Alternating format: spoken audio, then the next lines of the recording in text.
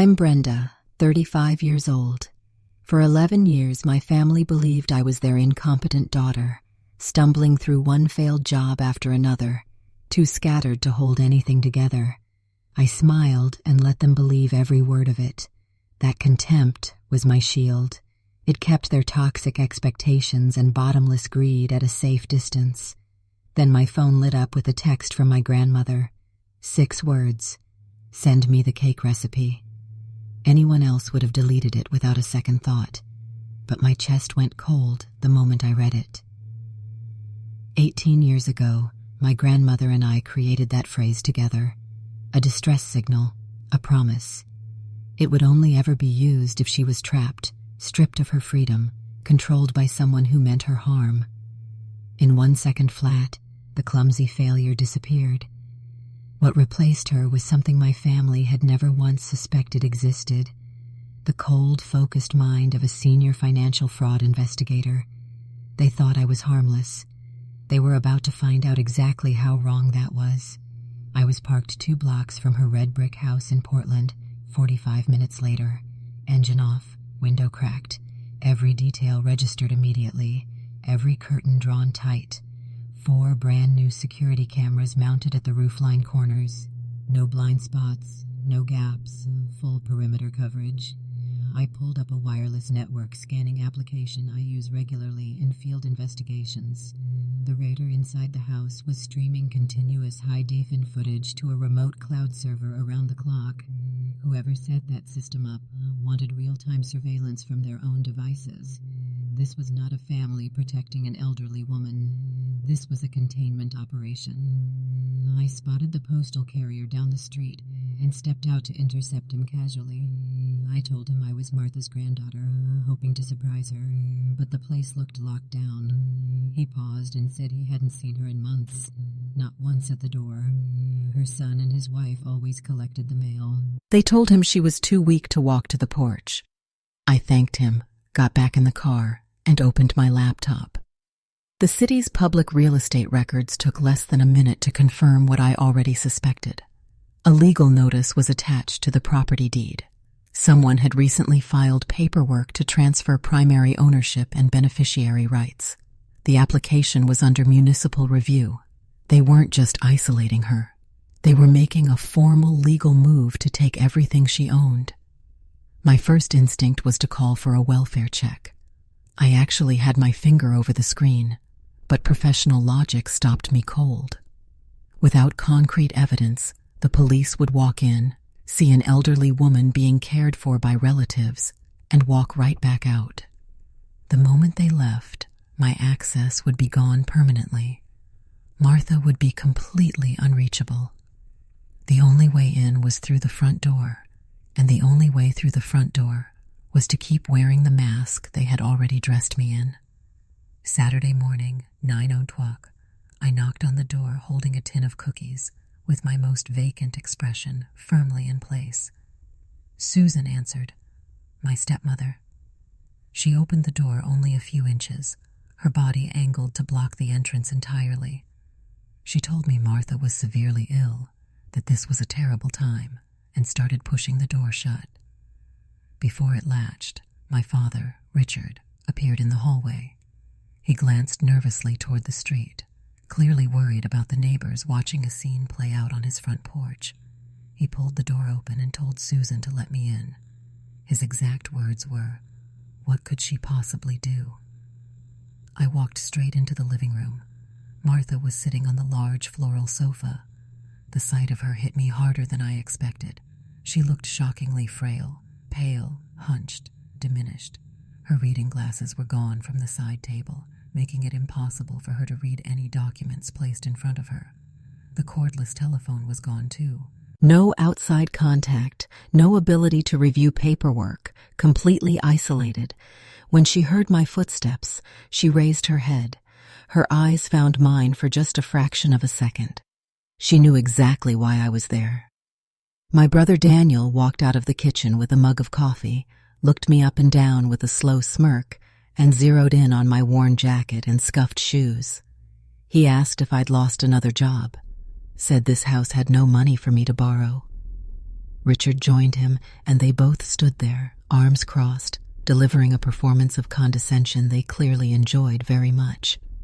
I kept my shoulders slumped, played the role perfectly. I shuffled to the sofa and sat beside Martha, setting the cookie tin on her lap. While Richard and Daniel continued their lecture about my failures, my hands moved under the open lid. Beneath the bottom layer of parchment paper was a fully charged burner phone, one smooth motion, tucked deep into the folds of the blanket over her legs. I squeezed her hand firmly under the fabric. She squeezed back immediately. Transfer complete. They suspected nothing. Monday morning, my private office. The facade was gone. My desk was buried under financial statements, bank ledgers, and property tax records. I had held this position, senior financial fraud investigator, completely off social media and out of every casual conversation for over a decade. The secrecy was deliberate. It protected me from exactly the kind of greed currently consuming my family. My daily work involved dismantling complex embezzlement schemes and tracing hidden accounts. I was by every professional measure the worst possible person for Richard and Susan to have underestimated. My legal partner Harrison walked in carrying a folder with a red official seal and set it directly on my desk. Emergency court ruling.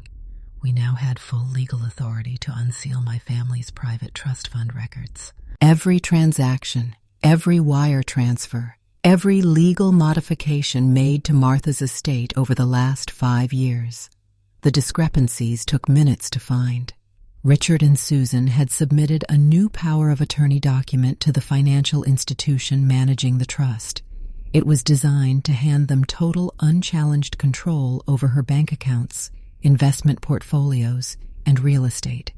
Harrison laid the document next to a verified original from the secure archive and pointed at the signature. The pen pressure didn't match her records. The hesitations in the ink strokes were wrong. It was a sophisticated forgery, but it was a forgery. I pulled up subpoenaed email correspondence linked to the bank's communication portal. One thread stood out immediately, a direct exchange between Richard and a local mobile notary service. The emails outlined a clear schedule. The notary was booked for that coming Saturday. Their plan was to have Martha physically sign the final deed transfer in person. Once that signature was on paper, her home was gone, her assets were gone, and she would be moved to a substandard facility before she could protest. I told Harrison to send the temporary protective order to the bank immediately. That single legal instrument transmitted directly to the bank's fraud prevention department would freeze all major withdrawals, block new credit lines, and prevent any attempt to transfer the property title. We were building a cage around them. The door would appear open right until the moment they walked into it. Wednesday evening coffee shop.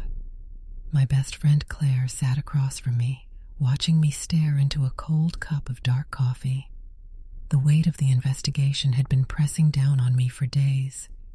Every rational thought I had was fighting against the raw urge to drive to Portland and break down the door. Claire knew exactly what was happening in my posture. She told me I had endured this for 11 years, and I was not going to let one moment of anger destroy a perfect legal plan. Then my phone vibrated silently on the table. The encrypted app connected to the burner inside the cookie tin. I pressed the phone to my ear. "Granddaughter," Martha whispered. Her voice was quieter than I remembered, but underneath it was something I hadn't heard in months. Defiance. She told me the evaluation was done. The court-appointed geriatric psychiatrist had completed the remote cognitive assessment via secure video link, and the official conclusion was unambiguous, fully lucid, entirely capable of making her own financial decisions. The only diagnosis was intentional isolation and systemic emotional manipulation. That document was the end of Richard's primary legal argument. He had been positioning himself to claim she lacked mental capacity, the foundation of his entire guardianship strategy. It was gone. Before the call ended, a second notification flashed on my laptop. The bank's automated security system had just triggered a high-priority alert. Susan was standing at an airline ticket counter attempting to purchase 2 first-class flights to Europe using Martha's primary credit account. The temporary protective order engaged instantly. The terminal declined the transaction. Card locked. My stepmother was standing at an airport counter with a useless card. No idea why it wasn't working, and no idea that the legal system had just quietly closed every door around her. I called the emergency operations director at Maine's Adult Protective Services that night and walked them through everything. The financial exploitation evidence, the physical confinement, the forged power of attorney, the block transaction, the medical evaluation. We coordinated a joint operation for Saturday morning timed precisely to intercept the notary visit. I provided a full layout of the property, including the exact placement of every exterior camera. Every variable was accounted for.